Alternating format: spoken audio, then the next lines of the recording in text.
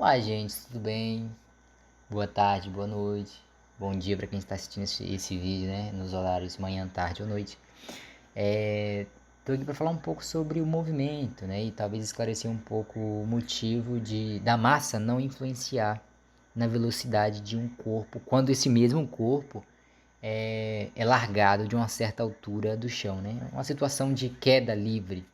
A gente ergue um corpo, né, um objeto a uma certa altura do chão, e se a gente soltar esse objeto, a massa dele não influencia na velocidade final desse objeto. Como assim? Se a gente soltar objetos de massas distintas, eles tendem a atingir o solo no mesmo tempo, ou seja, significa que a velocidade deles vão ser iguais a todo instante, né? Eu tô falando a todo instante de modo grosso, né? Mas eles tendem a ter a mesma velocidade. É tanto que assim, a gente soltar dois corpos, né?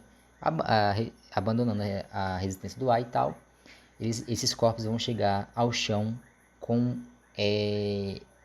o mesmo tempo, né? Eles vão atingir o chão no mesmo instante.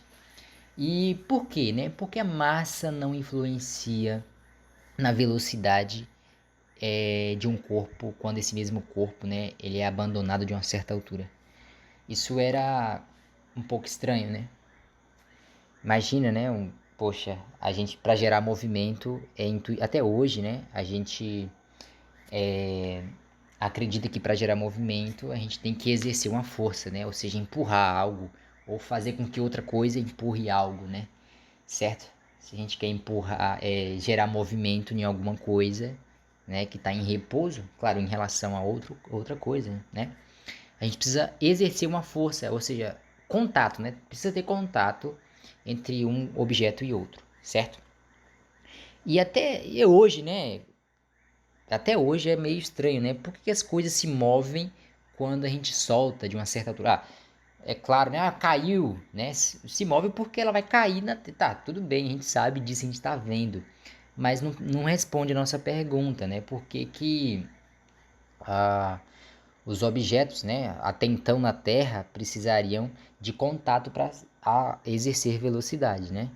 Para ter velocidade, né? Isso é o que parece, né? Se um objeto está em repouso, para ele atingir velocidade, ter alguma velocidade, a gente precisa, né, interagir com esse objeto, empurrar ele ou fazer com que outra coisa empurre ele, né? Isso.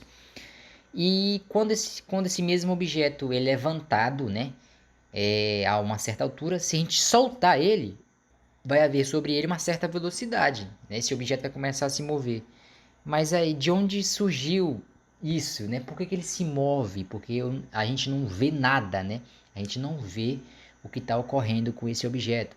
Não tem nada empurrando ele, né? Ah, mas ele cai. Isso todo mundo sabe, né? Isso todo mundo vê, né? A todo instante. Mas isso não responde a nossa pergunta. Tem uma coisa mais filosófica, claro, né? Ah, e outra, por que que a massa não influencia nessa velocidade, né? Então esse tipo de pergunta era muito recorrente na época, né?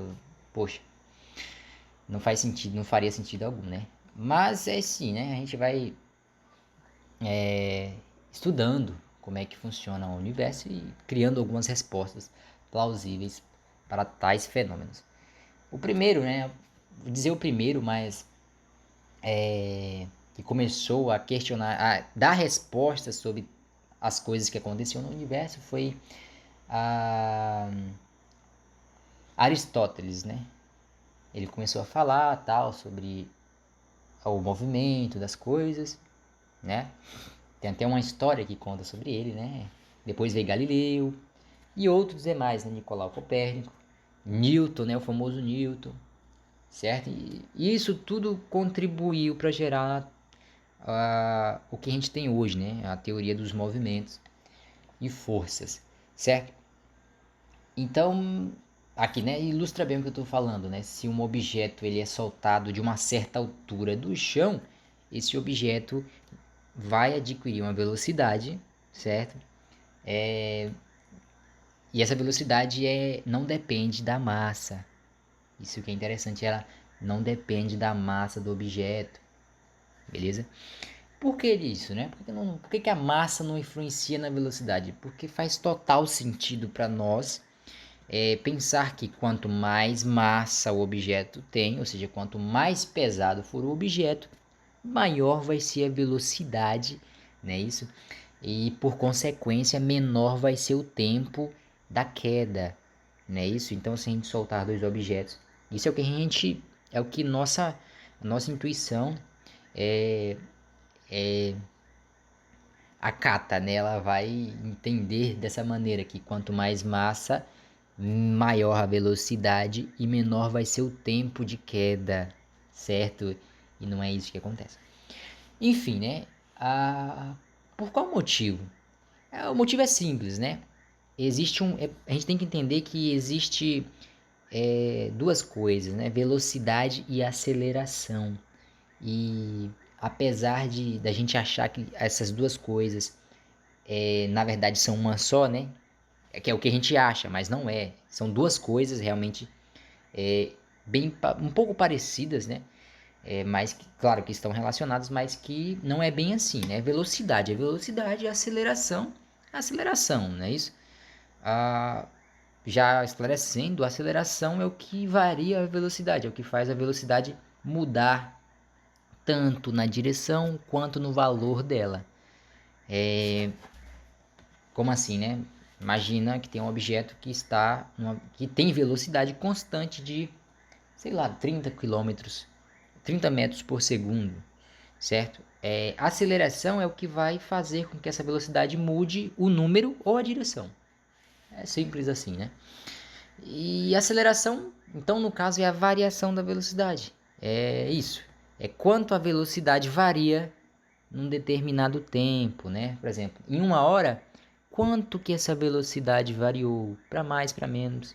Não interessa, né? Isso é aceleração. E, peraí, os objetos quando largados, né, em queda livre, ou seja, os objetos quando estão em queda livre, sofrem a mesma aceleração. Essa é a jogada, né? Os objetos quando estão em queda livre sofrem a mesma aceleração. Como assim? Não adianta eu ter uma Ferrari e um Fiat Uno. Se a aceleração deles forem iguais, nenhum chega primeiro em lugar algum, certo? Então, peraí, se eu tenho uma Ferrari e um Fiat Uno que aceleram na mesma proporção, na mesma taxa de variação, o Fiat Uno e a Ferrari chegarão nos lugares ao mesmo instante. Essa é a jogada, é o que acontece num campo gravitacional. Claro que eu estou falando coisas aqui, né, para alguém que já conhece esses termos, gravidade, né, distinção de velocidade e aceleração, certo? É por isso que um objeto, né, largado a uma certa altura do chão, ele vai adquirir velocidade e essa velocidade não depende da massa. Porque quem acelera esse objeto acelera qualquer outro na mesma taxa. É o exemplo da Ferrari e o Fiat Uno, né? Não adianta eu ter um carro esportivo e um carro popular. Se os dois variam sua velocidade na mesma taxa, né? Ou seja, se os dois têm acelerações iguais, certo? Mantém as acelerações iguais nos instantes de tempo, né? Eles chegarão nos lugares ou terão velocidades iguais em qualquer instante de tempo, certo?